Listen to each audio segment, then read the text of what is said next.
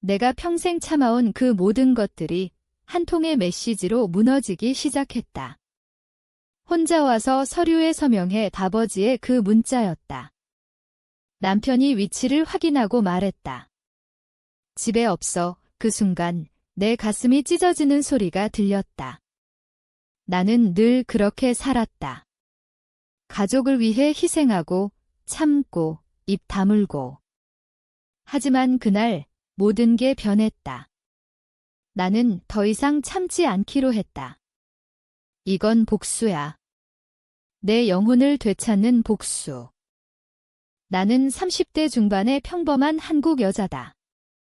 서울에서 태어나 보통의 가정에서 자랐다. 아버지는 건설회사에서 일하는 평범한 가장이었고 어머니는 전업주부였다. 어린 시절부터 나는 착한 딸로 키워졌다. 오빠가 있었지만 그는 늘 자유로웠다. 내가 공부 잘해서 대학에 갔을 때도 아버지는 여자가 뭐하러 그렇게 공부하냐고 하셨다. 그래도 나는 참았다. 가족을 위해. 결혼할 때도 그랬다. 남편과는 소개팅으로 만났다. 그는 안정적인 직장인이었다.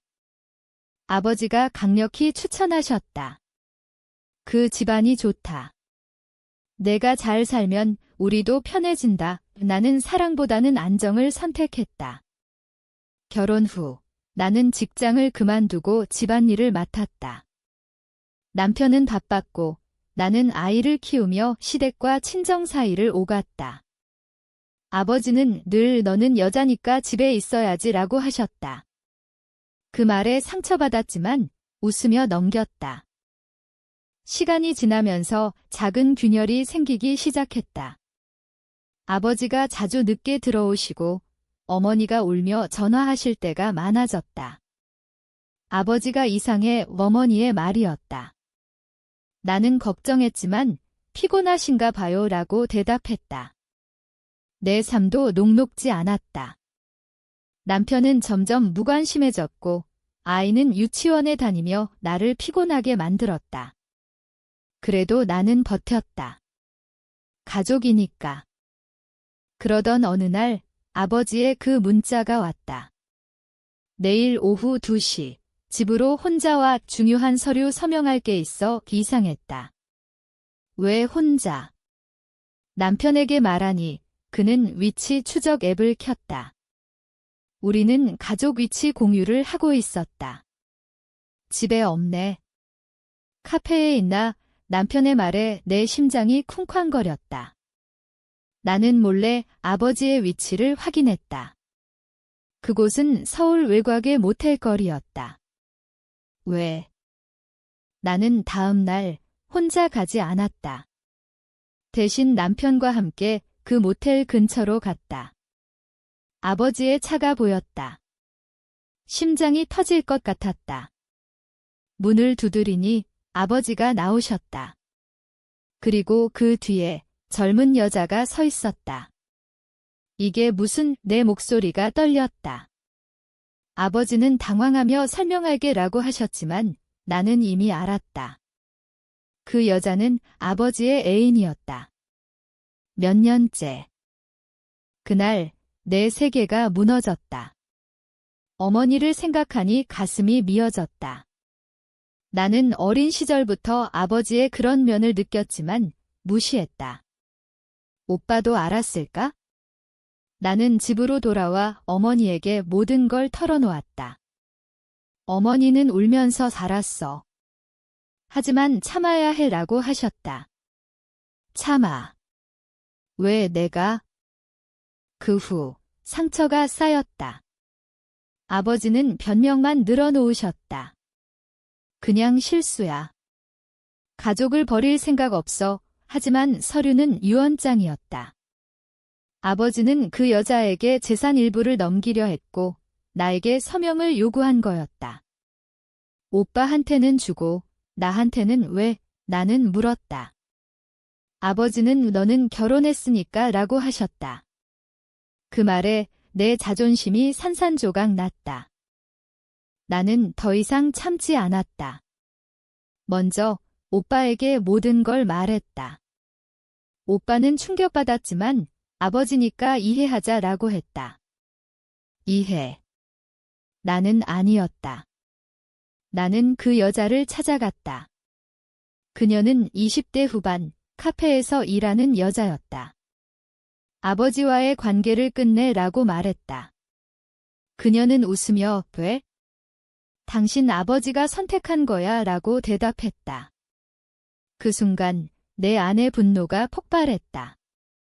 하지만 복수는 폭력적이지 않았다. 나는 심리적으로 다가갔다. 어머니와 함께 아버지의 모든 비밀을 모았다. 옛날 사진, 통화 기록, 돈 거래 내역. 그리고 가족 모임에서 모든 걸 공개했다. 아버지, 이게 당신의 가족 사랑인가요? 내 목소리는 차가웠다. 아버지는 얼굴이 창백해지셨다. 오빠는 고개를 숙였고 친척들은 속삭였다. 그 후 아버지는 모든 걸 잃었다. 어머니는 이혼을 요구하셨고 재산은 공정하게 나누어졌다. 그 여자는 사라졌다. 아버지는 홀로 남아 후회하며 전화하셨다. 미안하다 하지만 나는 대답하지 않았다. 나는 내 삶을 되찾았다. 직장에 복귀하고 남편과 솔직한 대화를 나눴다. 아이를 위해, 하지만 나 자신을 위해. 그런데 그게 끝이 아니었다. 아버지의 비밀이 드러난 후 내 마음속에 남은 건 공허였다. 나는 밤마다 그 문자를 떠올렸다. 혼자 와서 서명해 그 말 뒤에 숨겨진 배신감이 나를 갉아먹었다. 어린 시절 아버지는 나를 공주라고 불렀다. 하지만 그건 거짓이었다. 오빠가 태어나자 나는 보조 역할이 됐다. 오빠를 잘 챙겨라. 그 말이 내 인생의 시작이었다. 결혼 후에도 마찬가지였다. 남편은 내 아버지처럼 되고 싶어라고 했지만 그건 아이러니였다. 남편도 점점 아버지처럼 변했다. 늦은 귀가, 무관심. 나는 의심했다. 아버지의 유전인가? 하지만 나는 참았다. 아이 때문에. 그런데 그 사건 후 나는 변했다. 남편에게 물었다. 너도 비밀이 있니? 그는 웃으며 무슨 소리야 라고 했지만 눈빛이 흔들렸다. 나는 조용히 조사했다. 남편의 핸드폰, 위치 기록. 놀랍게도 그는 회사 동료와 자주 만났다. 여자였다. 이게 뭐야? 나는 대면했다. 남편은 울며 미안해. 스트레스 때문에 라고 변명했다. 스트레스. 내 희생은. 나는 이혼을 생각했다. 하지만 아이를 위해 복수를 선택했다. 심리적인 복수. 나는 남편의 비밀을 그의 부모님께 알렸다. 시어머니는 충격받으시고 우리 아들이 왜 라고 하셨다. 남편은 직장에서 압박을 받기 시작했다. 동료가 떠났고 그는 고립됐다. 왜 그랬어? 그는 물었다. 나는 대답했다. 너희가 나를 그렇게 만들었으니까. 그 말에 남편의 눈에 후회가 스쳤다. 아버지는 여전히 연락했다. 용서해줄 수 없니? 나는 만나기로 했다. 카페에서. 아버지는 늙어 보였다. 내 어머니가 떠났어. 그 말에 내 가슴이 아팠지만 참았다. 당신 선택이었어요. 아버지는 울었다. 처음 보는 광경이었다. 나는 그 자리에서 모든 상처를 쏟아냈다. 어린 시절의 무시, 결혼 강요, 재산 배분의 불공평. 아버지는 고개를 숙였다. 그 후 나는 자유를 느꼈다. 직장에서 승진했고 아이와 더 많은 시간을 보냈다. 하지만 그 메시지가 떠올랐다. 혼자 와이 왜 혼자. 가족을 배제한 그 선택이 내 인생을 바꿨다. 나는 이제 혼자서도 강하다. 하지만 그 강함 뒤에 숨긴 상처는 영원히 남아있다. 오빠와의 관계도 변했다. 오빠는 처음엔 아버지 편이었지만 점점 내 편이 됐다. 미안해, 누나, 그는 말했다. 우리는 함께 어머니를 돌봤다. 어머니는 강해지셨다. 이제 나도 살고 싶어. 그 말에 나는 눈물이 났다. 우리는 새 삶을 시작했다. 하지만 복수의 후유증이 왔다. 나는 사람을 믿기 어려워졌다. 친구들조차 의심했다. 모두 비밀이 있겠지. 그 생각이 나를 괴롭혔다. 심리 상담을 받기 시작했다. 상담사는 당신은 피해자지만 이제 가해자가 되지 마세요 라고 했다. 가해자. 나는 복수한 거지, 해친 게 아니야. 하지만 그 말에 고민했다. 상담을 받으며 내 과거를 돌아봤다. 초등학교 때 아버지가 오빠의 성적표를 자랑하며 내건 무시하던 날 오빠는 똑똑하니까 그 말에 나는 울었다. 어머니는 참아라고 하셨다. 그 참음이 내 인생의 습관이 됐다. 대학 때 연애를 하려 하니 아버지가 집중해라 라고 막으셨다. 결과적으로 나는 외로웠다. 결혼 후 남편의 배신은 예상치 못한 충격이었다. 그는 사랑해 라고 했지만 행동은 달랐다. 나는 그걸 눈감아왔다. 왜? 가족을 지키기 위해. 하지만 아버지의 사건이 모든 걸 폭발시켰다. 나는 남편에게 지원하자라고 말했다. 그는 놀라며 아이 때문에 안 되라고 했다. 아이 때문에? 그게 내 평생의 변명이었다. 나는 이혼을 추진했다. 변호사를 고용하고 재산 분할을 요구했다. 남편은 후회하며 변할게라고 애원했다. 하지만 나는 차갑게 대답했다. 늦었어. 법정에서 그의 비밀이 드러났다. 판사는 내 편이었다. 이혼 후 나는 홀로 섰다. 아이는 나와 함께했다. 엄마, 괜찮아. 아이의 말에 나는 울었다. 아버지는 병원에 입원하셨다. 스트레스로 인한 심장 문제. 나는 방문했다.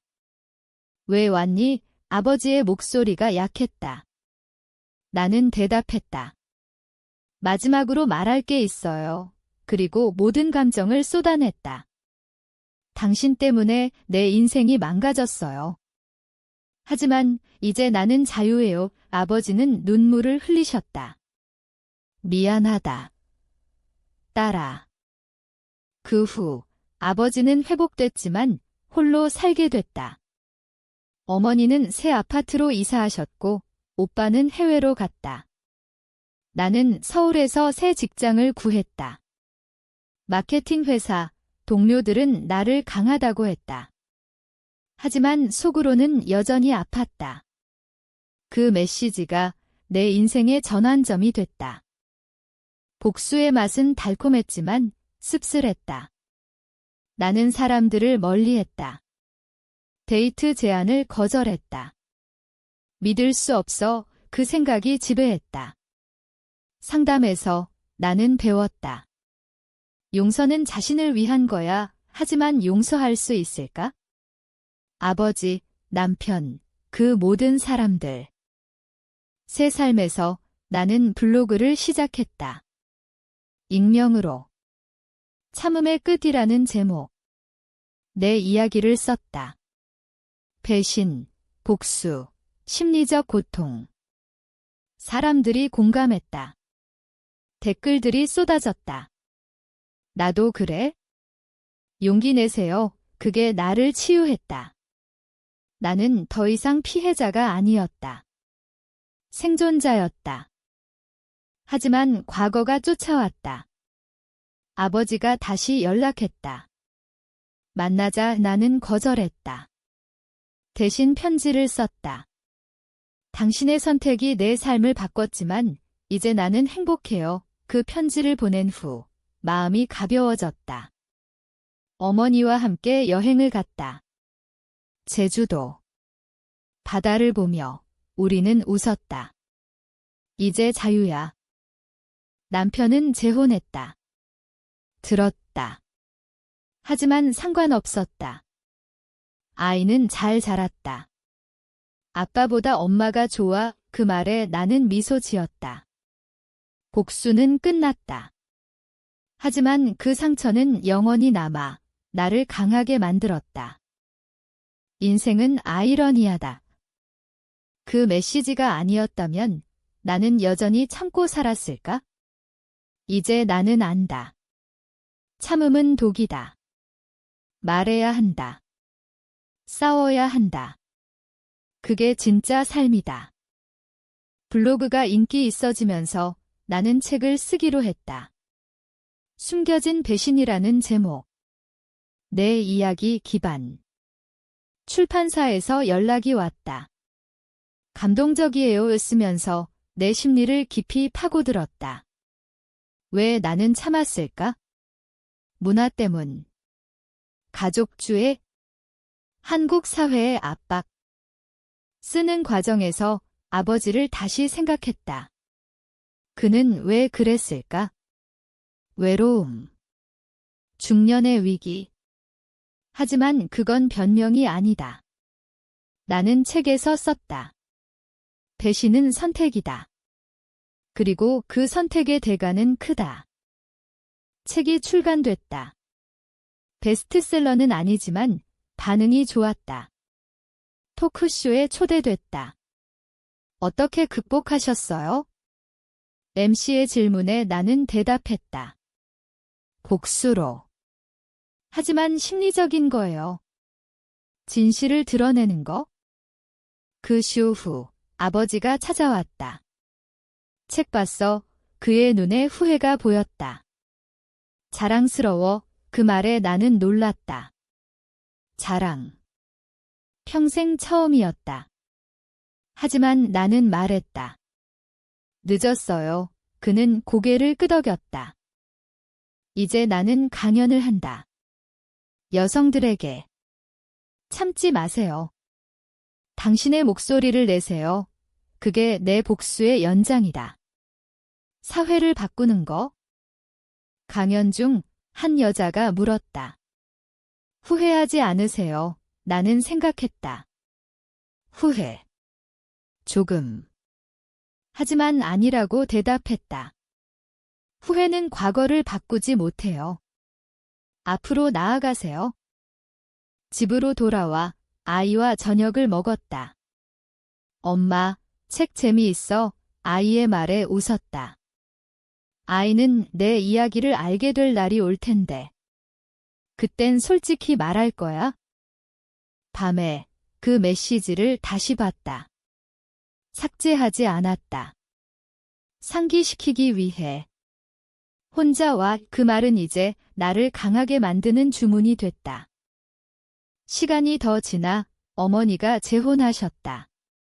좋은 분, 나는 축하했다. 행복하세요. 어머니의 미소가 밝았다. 오빠도 돌아왔다. 누나, 미안했어. 우리는 화해했다.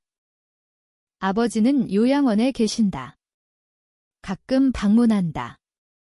대화는 짧지만 평화롭다. 건강하세요. 그게 전부. 내 삶은 안정됐다. 새 연인을 만났다. 솔직한 사람. 비밀 없어. 물으니 그는 웃었다. 없어. 너한테만. 하지만 완벽한 행복은 없다. 가끔 악몽을 꾼다. 배신의 순간. 깨어나면 생각한다. 이게 대가인가? 블로그에 썼다. 복수는 자유를 주지만 상처를 남긴다. 독자들이 공감했다. 이제 나는 40대. 아이는 성장했다. 엄마처럼 강해질게. 그 말에 뿌듯하다. 아버지가 돌아가셨다. 장례식에서 나는 울지 않았다. 대신 속으로 말했다. 안녕, 아버지. 유언장에서 내게 편지가 있었다.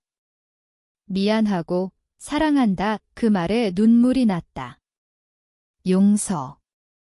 어쩌면 인생은 계속된다. 나는 이제 자유롭다. 하지만 그 메시지가 준 교훈은 영원하다.